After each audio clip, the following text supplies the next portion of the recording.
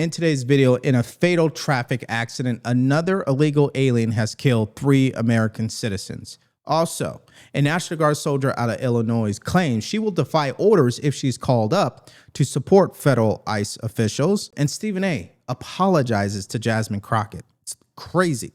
Let's start with this traffic accident. Take a look.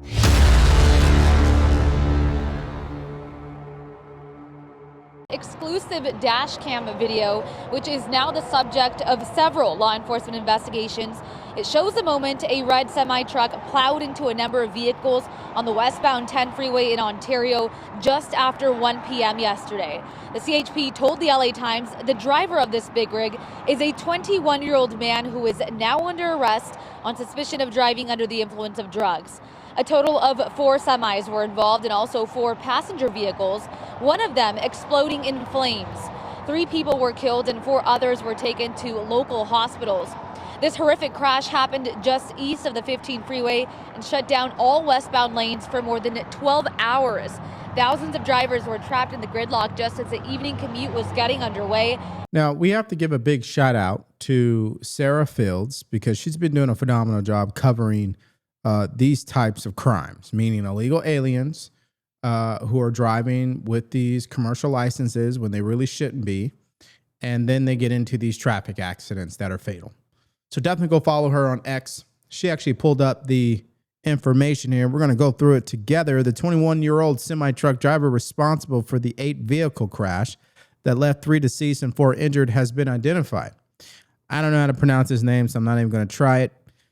His mugshot is not available in the San Bernardino County Sheriff's Department database, but he has been placed under arrest for driving under the influence of drugs and vehicular manslaughter. And she actually pulled up the data there for us to take a look at. Here's another angle of it all. Let me go bigger so you guys can see this. This is crazy. Look at this. I mean, that is just terrible. But this is what our country has come to. And when I say our country, really California, because they hand out these commercial driver's license like it's candy. Now, take a look at this angle.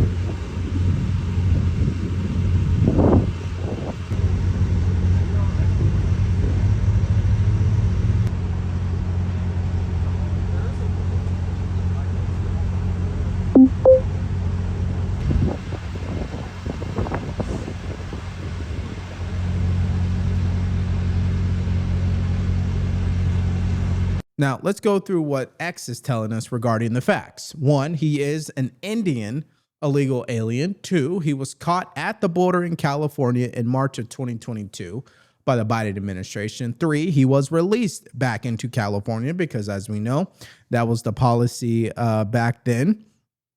4, a detainer request has already been submitted to the San Bernardino County Sheriff's Department.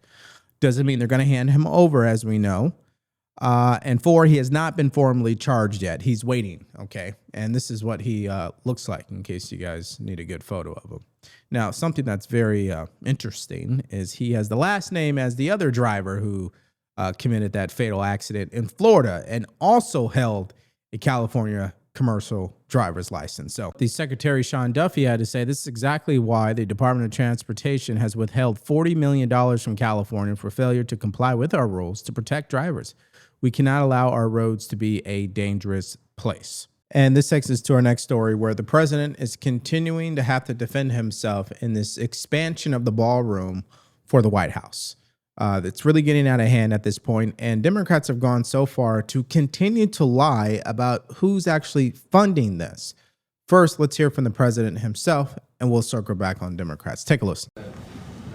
Model of the White House and the ballroom.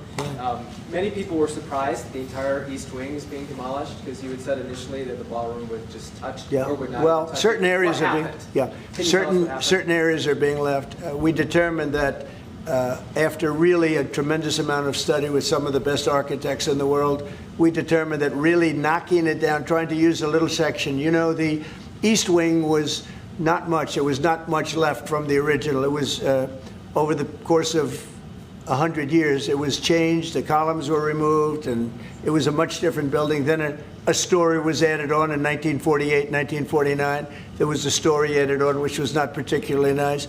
And the building was very, very much changed from what it was originally.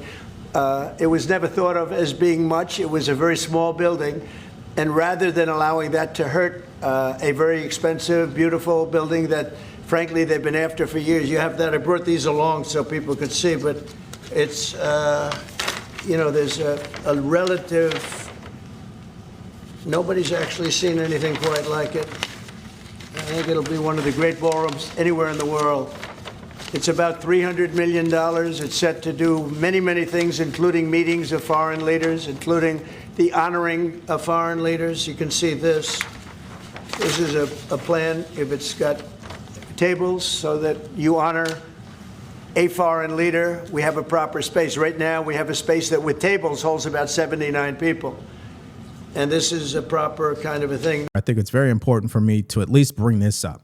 The Medicare annual enrollment period is now here.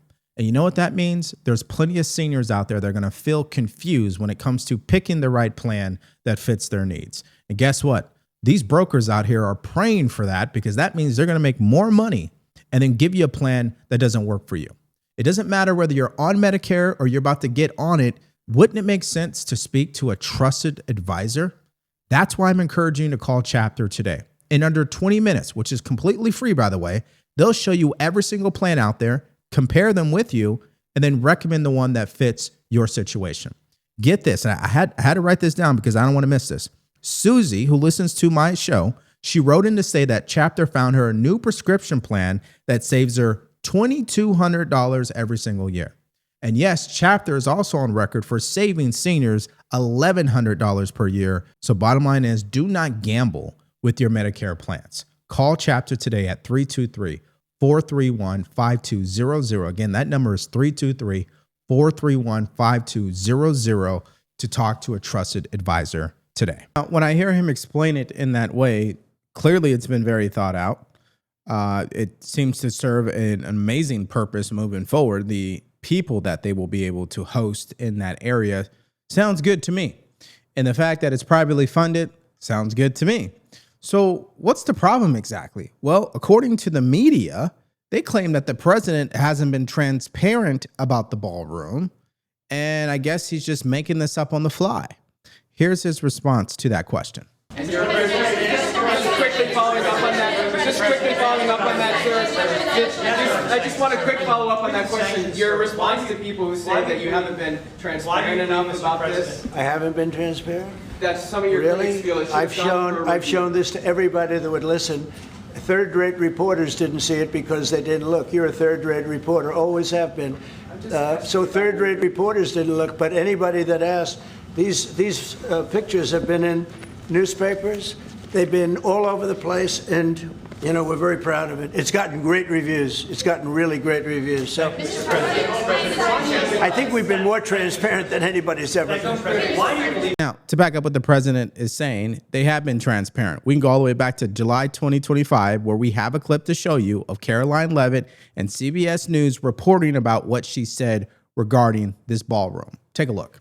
Some construction news that will take place here at the White House on what is currently the East Wing of the White House. Now, that's typically where the First Lady, she has members of her staff there in that part of the White House. They will construct, Reed, a grand ballroom there for future generations to use, future presidents to use. The construction will start in September of this year. And you see images that the White House released of the ballroom there. It's slated to cost hundreds millions of dollars, well over $100 million to construct this ballroom that will seat some 650 people. Yeah, so what I just heard from there, I don't know about you, you put it in the comments section, is CBS News back in July of 2025, clearly articulating exactly what the plan is in a very transparent way. They had the photos, they had the statements from Caroline Leavitt, they had the explanation of why they're doing it, they had the explanation of what this is going to do for people in the future, people that come after the president,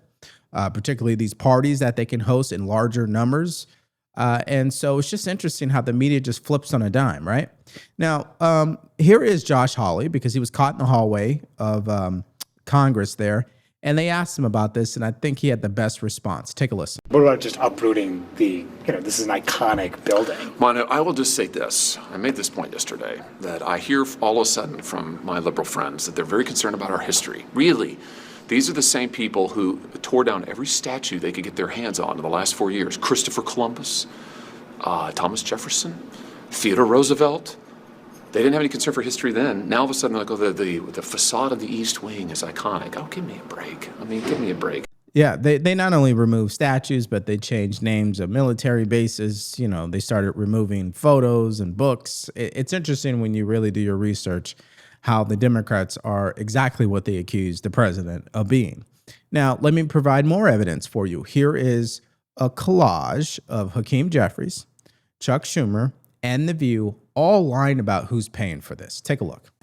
The East Wing of the White House is being demolished so that Donald Trump can construct a ballroom where he will be celebrated like a king. And at the same time, Trump is trying to rob taxpayers of $230 million to continue to line his pockets. You know, it keeps getting worse. Today, Donald Trump and the White House announced they're going to spend $200 million to build a large, fancy White House ballroom. This is what Doge was all about, folks. Cutting things, taking things away from you, and not giving it to some place that needed it, giving it to the big shots who run the show, Donald Trump at the top of the list. So Americans, the question is, are you on board with all of this? This is like a cash grab. Yeah. And your taxes are probably going to be paying for that. That ballroom. I mean, it's kind of kooky. What also is happening at the same time is the president has demanded that he get compensated for his legal fees after the government was weaponized against him. Now, obviously, he's not going to receive that money right now. He'd only be able to receive it after he leaves office, and it will probably go to his presidential library. So, you know, for these kooks out there who are trying to, I guess, connect these two events and say that the president is trying to get money so he could pay for this ballroom, can you guys actually exercise some intelligence here? It's just so interesting the way that they not only lie about what the president is doing, but how they mischaracterize things in order to persuade public opinion. And I'm just not for it. And let's go to our next story here. So the Chicago judge has extended the restraining order preventing the president from deploying National Guard troops to Chicago. Again, these rulings in this area are just insane. Take a listen. A federal judge has agreed, though, to extend a block on National Guard deployment in Chicago. Joni Lum is at the Dirksen Federal Courthouse with more. Joni? Tia, Terrence, both sides returned to court this afternoon via telephone. Judge April Perry had encouraged both sides to agree on extending the temporary restraining order, blocking the deployment of the National Guard for longer than 30 days, since she can only grant that once. And she did. And so now both sides agreed to extend the TRO until a final ruling. Either the Supreme Court decides or this goes to trial on merit. President Trump wanted to deploy 300 Illinois National Guard troops and about 400 from Texas, all stationed in the Joliet area for the safety of federal agents detaining illegal immigrants. Attorneys argue that violent protesters are creating danger. Judge Perry previously said she had no faith in the declarations of federal officials that Homeland Security's views are unreliable. But now both sides agreed to extend the block on the National Guard with no deadline. Yeah, the one thing that I don't like about all of this is that these judges continue to leave me with the impression that they have more authority than the president of the United States.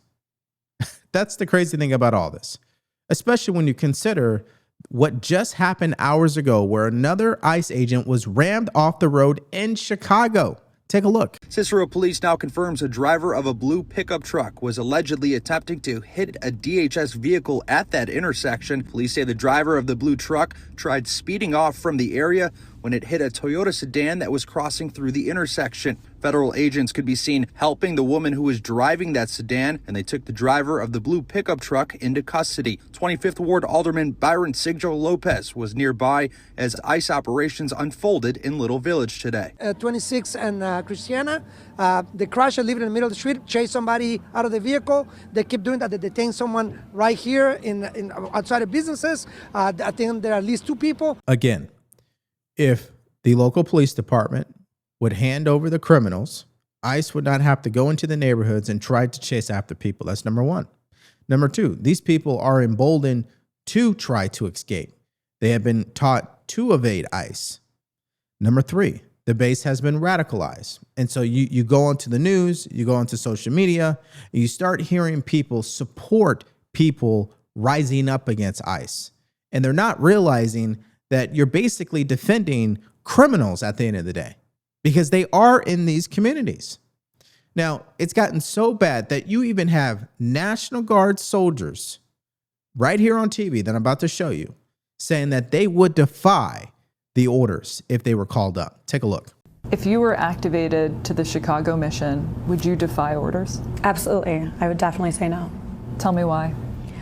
I mean, I'm not going to go against my community members, my family, and my culture, my neighbors. And I believe that this is the time to be on the right side of history. In Illinois, there are around 200 people who are legal permanent residents, green card holders who are either part of the Army National Guard or the Air National Guard. Demi, I know you've spoken with some of them. Tell me what they're feeling right now. So about 20,000 people in the military are undocumented or going through the green card process. Many of my soldiers are of the Hispanic community, and they did join to get themselves or their family documents. They are in sheer panic. Okay, so I need you guys to be a little patient with me here because I'm a little triggered. Number one, if you're already serving in the military, you're not undocumented, okay? You're not in the country unlawfully because you currently have a visa. That's the only way you could actually join the military. So that's number one. And if your visa expired, they would know about it because the military conducts routine background checks. So can we just understand that for a second? That's number one. So they're not terrified. That's propaganda. Number two, get the freak out of the military then. You don't want to follow orders? You're not going to follow the commander-in-chief, your commander? When they issue you a lawful order, get out of the military. You have no business being in our military then. There is no room for defiance. This is beyond ludicrous at this point. And to do it in front of a camera and say it publicly, I hope they find out who she is, and I hope they kick her out. I really do. Now, if you need more information about who she truly is, watch this clip. You know, a lot of our community is Hispanic. A lot of the National Guard is Hispanic, and we've used it as a tool to get more soldiers in the military. So why would we go after our own people? Are you going to refuse to take that mission? Absolutely. Absolutely. I think it's a war crime against our own community. And does that get you let go or discharged from the National Guard? If that's what you signed up to do, is to take orders. So what I signed up to do was to take care of the nation, and my oath is to the people, not to dictators or fascists. All right, so we looked up this dishonorable hack, and she is running to be elected. She has a website here, Demi for Illinois, so it kind of makes sense why she's speaking this way. It's just sad that this is what it's come to in our country. It's not a war on the community. It's not a war on Hispanics. It's not a war at all. It's an accountability session for people who cross the border illegally. That's it. You don't like it? You should have been protesting your elected leaders to change the law. Now that the law is being enforced, don't be shocked. If you really want to be upset, you should be upset at Biden. He's the one that created these conditions to begin with. If he even did half of what he was supposed to do, there's a good chance the president may not have been elected. Okay, so now we're going to talk about our next update here. And once again, the president is continuing to take out drug vessels in international waters. Obviously, this is a debate with Democrats and Republicans on both sides of the aisle, as some don't support the president in doing things like this. For the record, I absolutely support him, and I think he should go all the way. Start striking Mexican cartels ASAP, but that's just me. So there was an announcement here from Secretary of War Pete Hegseth, as you guys can see the video footage of this. And so why don't we go to the first reaction, which was in the White House earlier today.